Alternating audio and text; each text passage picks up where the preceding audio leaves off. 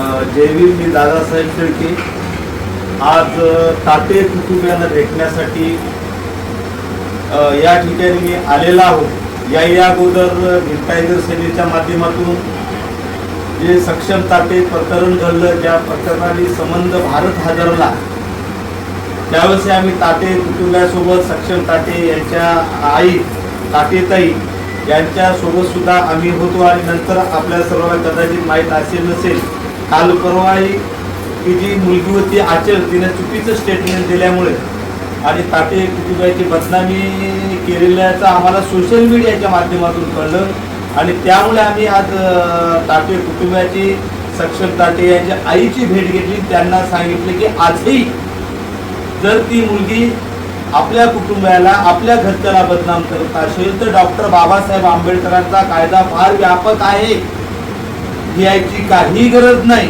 फक्त तुम्ही सांगा. आजही आपल्याला तिला आरोपी करता येते, मी नाही सांगत, बाबासाहेबांचा कायदा सांगतो. तसे सुप्रीम कोर्टचे जे जजमेंट आहे, कारण तुमच्यासोबत तिने जे वर्तन केलं याचा अर्थ तिनं स्वतःचं FIR मध्ये नाव येऊ नये म्हणूनच ती या ठिकाणी आली. आणि जेव्हा चार्जशीट दाखल व्हायचं तिला कळलं की आता मी सुटलो बा, आणि तिने गेलेल्या फार मोठा विषय असो.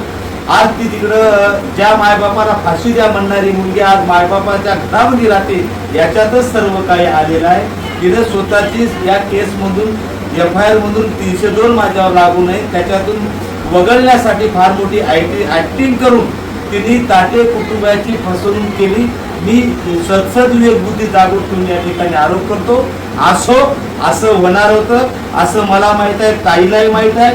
त्या मुलीला या संदर्भात मी सुद्धा बोललो होतो की बा ताटेताईची तू साथ सोडू नको. त्यांचा मुलगा गेला, त्यावेळेस तिने रडण्याचं नाटक केलं आणि ते आज खरंच झालं. तर असो आजही याच्या पुढे जिथे जिथे ताटे कुटुंबाला गरज पडेल, ताईला गरज पडेल, त्यांनी फक्त आम्हाला आवाज द्यावा. मी संपूर्ण भीम टायगर सेना त्यांच्या सोबत आहो एवढा सांगण्यासाठी, त्यांना धीर देण्यासाठी या ठिकाणी आलो. मी सविस्तर चर्चा केली.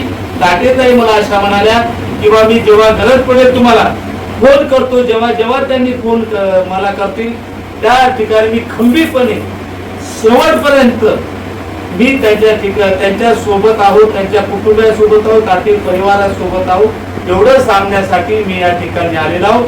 जय भीम.